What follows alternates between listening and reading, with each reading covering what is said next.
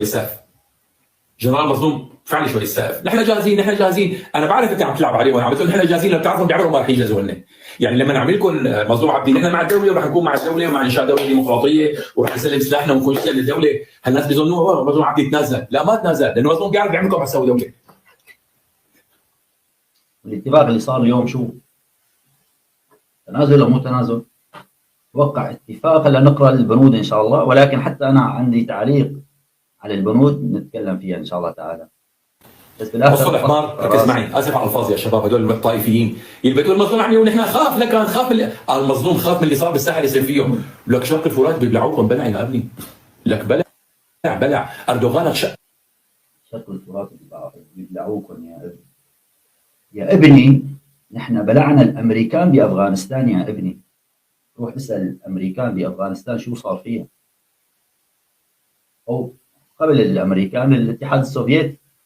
الاتحاد السوفيتي يا ابني كان الامريكان ارادوا انهاء الاتحاد السوفيتي، فارسلوا لبعض الدول العربيه بدعم المجاهدين في افغانستان، وكان انهاء الاتحاد السوفيتي على يد المجاهدين.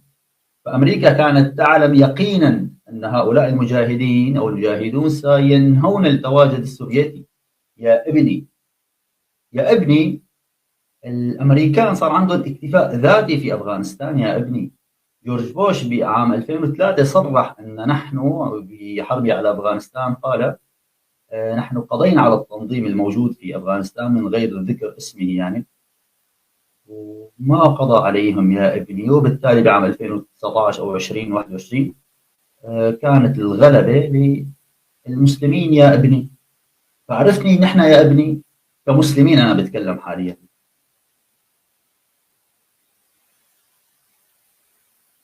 هاي هي الطاقات البشريه الاسلاميه يا ابني. عرفتني نحن يا ابني بحرب العراق، انا عم اتدرج لك بالاحداث تدريجيا لاوصل لك لسوريا حاليا ان شاء الله.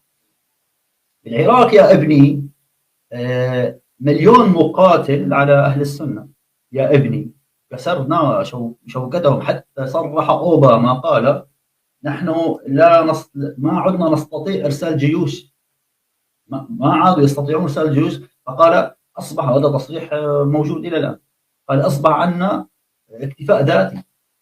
يعني تخيلوا امريكا دق راسها مع اهل السنه من اسلافهم، من القيصريين والفارسيين وغيرهم، دق رؤوسهم معنا يا ابني.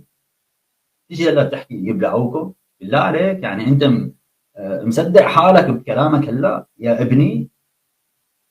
فجورج بوش اوباما صرح انه نحن صار عندنا انكفاء ذاتي وما عاد نحسن نبعث جيوش تقاتل في العراق، فبالتالي كان لابد من الانسحاب. طيب بدهم ينسحبوا، شو بدهم يساووا يا ابني؟ ما حسنوا يساووا شيء، فحطوا الشيعة يا ابني وقسموا العراق، اعطوكم لمسعود برزاني قطعه والى اخره من هذه التفاصيل، وسلموا الشيعة العراق وانسحبوا من العراق بجهاد اهل السنه يا ابني. عرفتني نحن يا ابني؟ اتيك بسوريا. سوريا يا ابني دقينا راس روسيا يا ابني. يعني احنا كان عندنا موعد مع عفوا التقينا مع روسيا في الاتحاد السوفيتي، فدقينا راسها بفضل الله سبحانه وتعالى، والتقينا معها في سوريا يا ابني، وكمان مرغنا انفها في التراب يا ابني. والميليشيات الزينبيين والحيدريين والباكستان ومن افغانستان وحزب الشيطان والعراقي من العراق، يعني ميليشيات عراقيه، حشد الشعبي وغيرهم، ايران، كل هؤلاء دق رؤوسهم يا ابني. عرفني نحن يا ابني، نحن هزمنا دول عظمى يا ابني. فبالتالي انتم كجماعه قسد والله لو كان صارت حرب لولا ربكم اللي عم يحميكم الامريكان حاليا، ونحن حاليا نحن يعني كقياده دمشق، يعني اتكلم احمد الشرع اسال الله يحفظه، هو شخص محنك سياسيا، فبالتالي بيمشي مع الاحداث بالاسباب. ولكن لولا الله سبحانه وتعالى بالاول، هذا شيء مطلق يعني، ثم الامريكان لا تم مسحكم يا ابني. فانت عم تحارب مسلم، يعني مسلم، انت عم تحارب شخص اذا مات يعتبر مستشهد إلى الجنة، الله ضمن له الشهادة طبعا. هذا أنا أتكلم بالمطلق يعني بالظواهر. أما شخص كان سارق، شخص هذا شيء نادر يعني. فالله عز وجل نحن متكفل بنصرتنا، والشخص اللي أنت عم تحاربه يا أما نصر يا أما شهادة، أنت ما عندك شيء، لا النصر حليفك. يعني نحن تعال نستعرض شوي.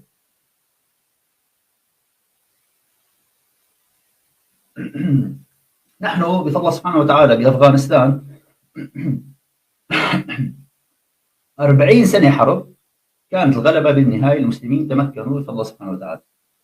نحن في سوريا 14 سنة حرب، 14 سنة حرب، بفضل الله سبحانه وتعالى الآن نرى تمكينا من الله سبحانه وتعالى لنا. أنتم من يوم كان عم تحاربوا بتركيا، عم تحاربوا بالعراق، صارت خلينا نسميها ضربة حظ صارت، لأنه العراق كان صار فيها الشيعة خانوا، وكان أهل السنة أقلاء يعني كجيش، وصار عليه تدخل أمريكي، وأنتم كمان غدرتوا من وراهم، فبالتالي كان هذا موقف خلينا نسميه استثنائي يعني. هذا الأمر بسوريا لن يحصل أبدا ولا بأي شكل يعني. كل المقومات تدل على أن لا يمكن لسوريا أن تتقسم إطلاقا على الإطلاق أبدا، لأن لا هي فيها حاضنة شعبية شيعية. يعني إيران كانت تبث يعني، حتى هي سعت على الأراضي السورية، وحتى إيران الثورة السورية صارت بشكل صدمة لها. هي كانت تنتظر في المدى البعيد أن تشيع الناس وتنشر الحسينيات وسد زينب وكذا. حتى أنا كنت متأثر، مو أنا كنت صغير يعني بعمر 6 سنوات تقريبا، تأثرت في هذا الأمر نوعا ما يعني. ولكن بالعراق كان الأمر مسبق، فبالتالي كان التأثير بشكل أكبر، فبالتالي كان هناك الحسينيات والخزعبلات والإلى آخره من هالخرافات الشيعية، ويا علي وما أعرف إيش، شعارات طائفية، والأكراد من كردستان. فبالتالي كان صار تقسيم. أما بسوريا هذا أمر ما تسنى لهم إنه يحكموا السيطرة بشكل مطبق أو بشكل فعلي، فبالتالي اجت الثورة السورية أفشلت مخطط يمكن هن كانوا يخططوا له ويصرفوا عليه مليارات الدولارات مشان ياخذوا سوريا لهم، ولكن الله سبحانه وتعالى من فوقهم يرى أعمالهم. يعني يمكرون ويمكر الله والله خير الماكرين. فعرفت مين نحن يا ابني؟